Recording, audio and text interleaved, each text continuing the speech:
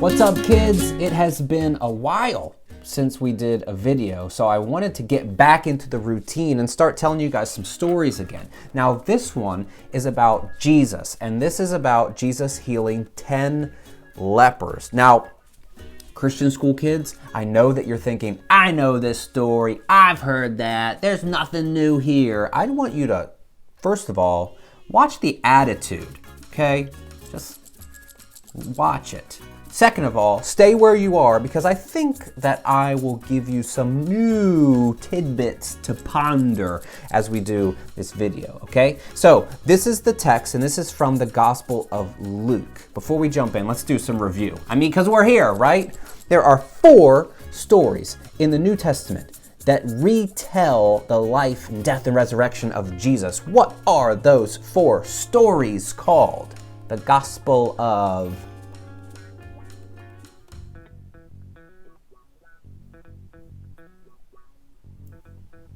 Matthew, Mark, Luke, and John. Well done. I see you. And I heard that. That was great. Nice job.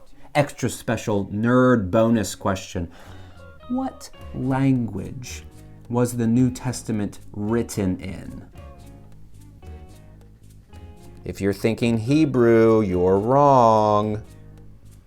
The New Testament was written in Greek. Nice. The Old Testament was written in Hebrew and a little bit of Aramaic, and the New Testament was written in Greek. Okay, let's get back to it. This is Luke chapter 17, the story of the 10 lepers. It says, now on his way to Jerusalem.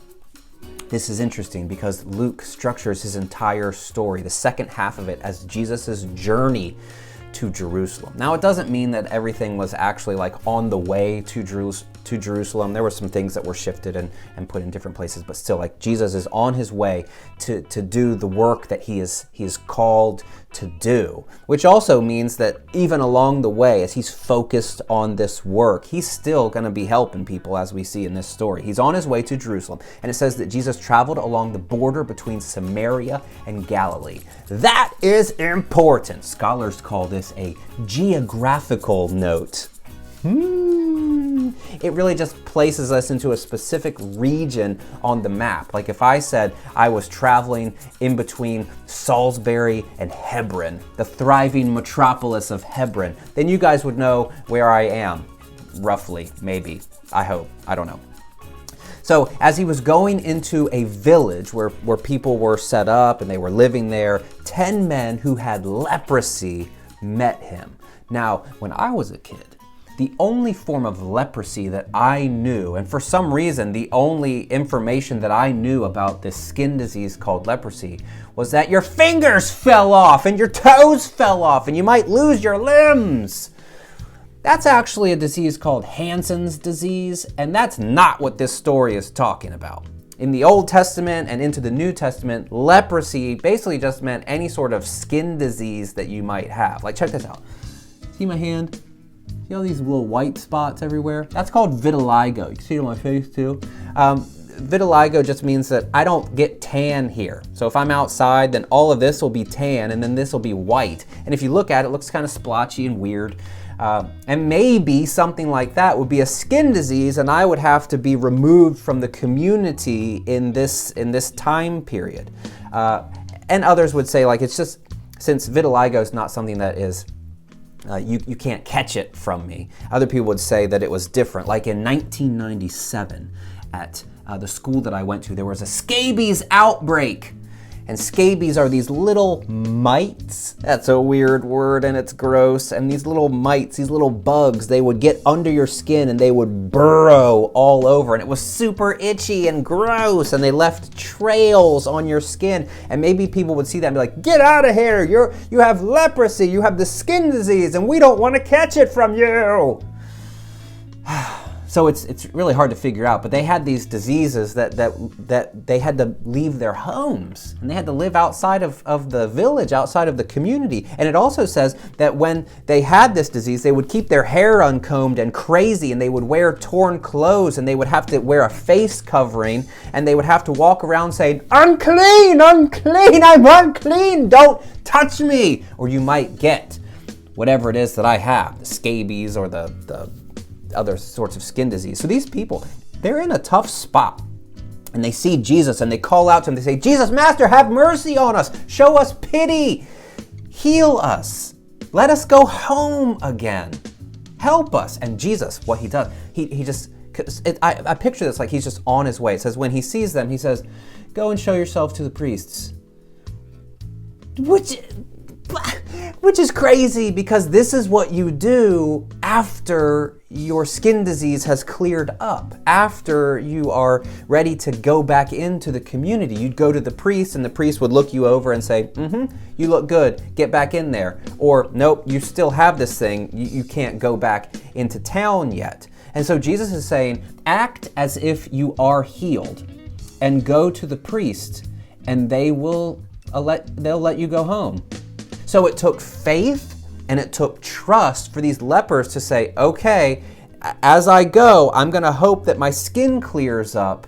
And when I get to the priest, he'll look at me and I'll be good by that point. So they all leave and they all demonstrate some trust. And it says, and as they went, they were cleansed. They were healed. Their leprosy, their skin disease, it was gone. And now this is the second part of the story, because that's cool. And Jesus says, you guys are healed, go and to the priest and show them, whatever. The second part of the story, which a lot of people think is why Luke actually includes it here, one of them comes back. One of them looks down and sees that his skin disease, whatever it is, that it's gone. And that Jesus has healed him, and he comes back and he's praising God, and he's having this loud voice, and he's just like, yeah, yes, thank you. And he goes back to Jesus, and it says that he throws himself at Jesus' feet, which, remember, in the beginning, they're at a distance, and they're saying, have pity on us, and Jesus is saying, go show yourself to the priest. And now they're in close proximity, because the skin disease is gone and there's no impurity, there's no uncleanness, and he throws himself at Jesus' feet and he thanks him. And then Luke, the author of this story, drops a bombshell. He says, and he was a Samaritan. For an ancient reader, this would have been absolutely insane, because a lot of people, the Jewish people of this time, they did not like the Samaritans for some reason. They said that they're not part of the cool club. They're not part of us. They're doing their own thing and we don't like them. And now Luke is saying in this story, the one that we should follow is a Samaritan. The one that most readers would not have had this inclination to include and to love, and Luke is saying, this one gets it. Jesus says, we're not all 10 cleansed?